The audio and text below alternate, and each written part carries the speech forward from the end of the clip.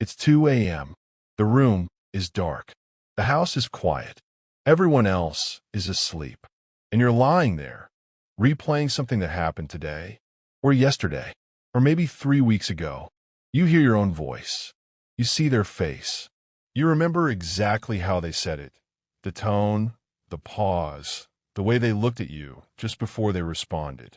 And now you're rewriting it, saying the better thing, the smarter thing, the thing you should have said but didn't. Or maybe you're not rewriting it. Maybe you're just playing it back over and over, searching for something, some clue, some explanation for why it felt the way it felt. Did I say something wrong? Did they mean it that way? Why did I say it like that? Do they think differently of me now? And the worst part? You already know this is not helping. You know that lying here, running it back for the fourth time, is not going to give you the answer you're looking for. But you can't stop. And here's what I want you to know right now, before we go any further. There is nothing wrong with you. What's happening inside your head at 2 a.m. is not weakness. It's not overthinking for the sake of it. It's not you being dramatic. It's your brain doing something incredibly specific for a reason that goes much deeper than most people ever realize. And once you understand why, I promise you will never look at that loop the same way again. Here's something I find genuinely fascinating about the human brain. After almost every conversation, especially ones with any emotional weight, your brain runs what researchers call a post-event processing loop. It's basically a debrief, an automatic, involuntary review of what just happened. What was said, how it was received, what the other person's face did, whether the tone matched the words, whether you came across the way you intended. This is completely normal. In fact, it's one of the most deeply human things about you. Because here's what your brain is actually trying to do. It's trying to understand your social world, to figure out where you stand with people, to detect anything that might have gone wrong, any threat to the relationship, any risk to your sense of belonging. And belonging to your brain is not a nice to have. It's survival. Your brain treats social rejection with the same seriousness as physical danger. Studies show that being excluded or judged activates the same neural pathways as physical pain. So when a conversation feels off, when something was said that you're not sure how to read, your brain treats it like a threat that needs to be resolved. And so it keeps replaying, searching, scanning. The problem is the brain doesn't know when to stop. What starts as a useful debrief, a healthy scan for social information, can turn into a loop that runs for hours, days, sometimes years. And the more emotional the conversation was, the stickier the loop. This is what psychologists call rumination. Not the productive kind of reflection that leads to insight, but the sticky, repetitive kind. The mental equivalent of pressing rewind on the same 30 seconds of tape until the ribbon warps. And the research on this is striking. A 2024 neuroimaging study found that rumination activates the amygdala, your brain's threat detector, simultaneously with the regions responsible for self-focused thinking and autobiographical memory. In other words, every time you replay that conversation, your brain is treating it like an active threat. Right now, in real time. That's why it feels so urgent at 2 a.m. Your brain is not being irrational. It genuinely believes there is still something to solve. Now here's where it gets more personal. Because not everyone replays conversations with the same intensity. Some people have a quick debrief and move on. Others, maybe you, can be stuck in a loop for days. And the difference is not intelligence. It's not sensitivity as a weakness. It comes down to a few specific things that are worth understanding about yourself. The first is how much you care about how others perceive you. People who replay conversations the most are often people who are acutely, deeply aware of how they're coming across in social situations. They track micro-expressions. They notice tone shifts. They read the room constantly, often without even realizing they're doing it. It's an exhausting skill that often looks like social ease from the outside. But on the inside, It means every interaction generates a mountain of data that your brain then has to process afterward. You're not replaying because you're insecure. You're replaying because you noticed everything, and now your brain is trying to make sense of all of it. The second is unresolved feelings underneath the conversation. Here's something that stopped me when I first came across it. Researchers say that when a conversation lingers in your mind, it's rarely just about the words that were said. More often, it's about a need that went unmet, a boundary that was crossed quietly, a moment where you felt unseen, dismissed, or not quite enough. The loop isn't about the conversation. It's about what the conversation made you feel and the fact that that feeling never got acknowledged or expressed. Unresolved tension is your emotional system saying something important didn't get processed here. We're not done yet. And the third, the one most people never connect, is attachment. Research shows that people with anxious attachment styles replay social interactions far more frequently. Because at the core of anxious attachment is a deep, often unconscious fear. Am I going to be rejected? Am I too much? Am I not enough? And so after any conversation that carries even a hint of ambiguity, a slightly short reply, a quieter tone than usual, a response that took longer than expected, the brain goes into scanning mode, searching for evidence of rejection, trying to get ahead of the loss before it happens. You're not replaying because something went wrong. You're replaying because some part of you is terrified that it might have. And if that hits somewhere specific for you, if you just felt something reading those words, then this next part is especially important. Let me show you what's physically happening in your brain when this loop runs. Your brain has a network of regions that activate specifically when you're not focused on the outside world. When you're daydreaming, reflecting, thinking about yourself, imagining the future, or replaying the past. Scientists call it the default mode network, and it's the part of your brain that turns on automatically the moment you stop being actively engaged in something.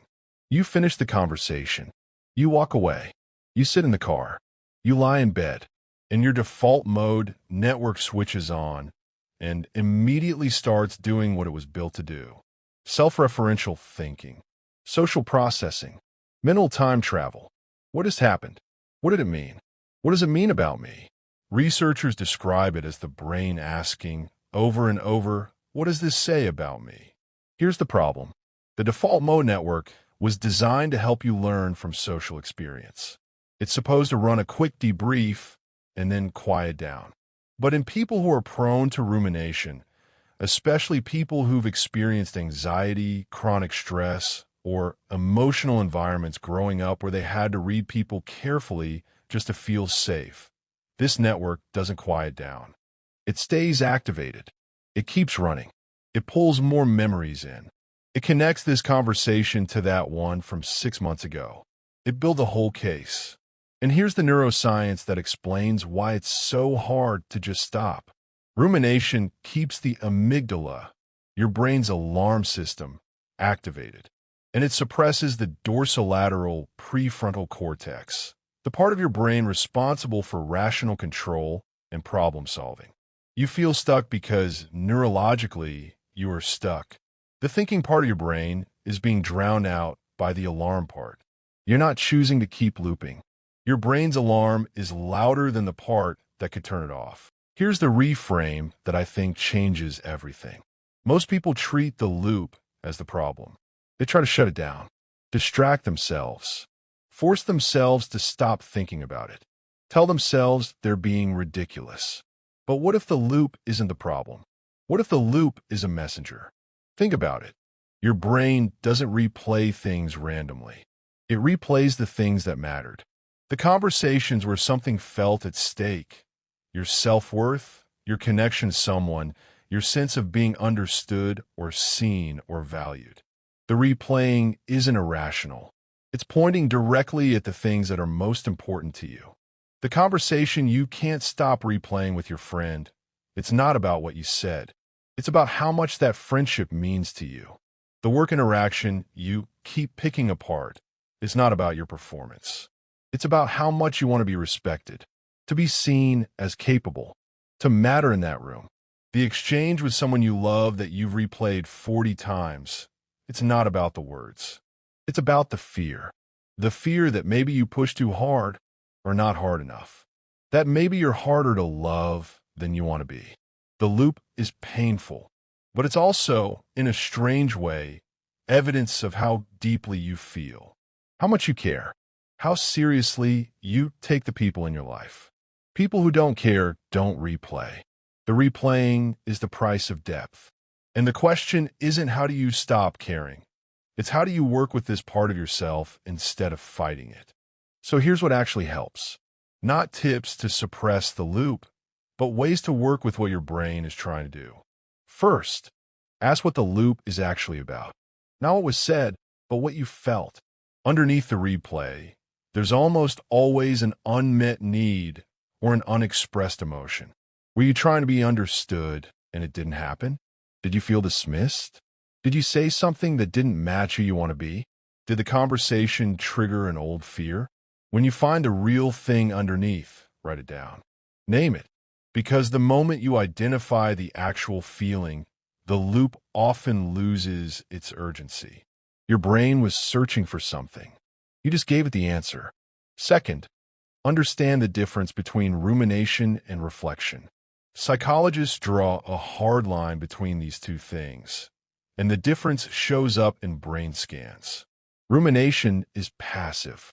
It's replaying from inside the experience, refeeling the embarrassment, the self-doubt, the anxiety. Reliving, not learning.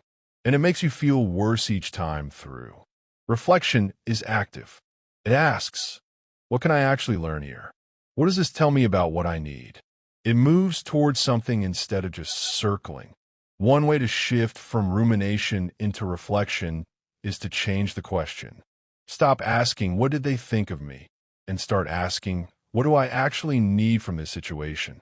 That shift from judgment to curiosity literally changes which circuits in your brain are running the loop. Third, give a loop a time limit. This sounds almost too simple, but it works. Instead of fighting the loop, which just gives it more energy, schedule it. Tell yourself, I will think about this for 10 minutes, and then I'm done for tonight. Set a timer. Think it through. Write it down if you need to. And when the timer goes off, move your body. Change rooms. Do something physical. Not because the feelings are gone, but because your brain needs a new signal. A different input to break. Fourth, say the unsaid thing. Somewhere safe. A huge reason loops don't resolve is because the thing that needed to be expressed never was. You didn't say what you actually felt in the conversation. Maybe it wasn't safe. Maybe there wasn't space. Maybe you didn't even know what you felt until afterward. Write it in a journal, in your notes app, in a voice memo alone in your car. Say the thing you actually wanted to say, not to perform it, not to send it, just to get it out of your body and onto something external. Your brain holds onto unexpressed things. The moment it's expressed, even privately, something releases. Fifth, recognize that most loops are about you, not them. Here's the truth that is both humbling and liberating.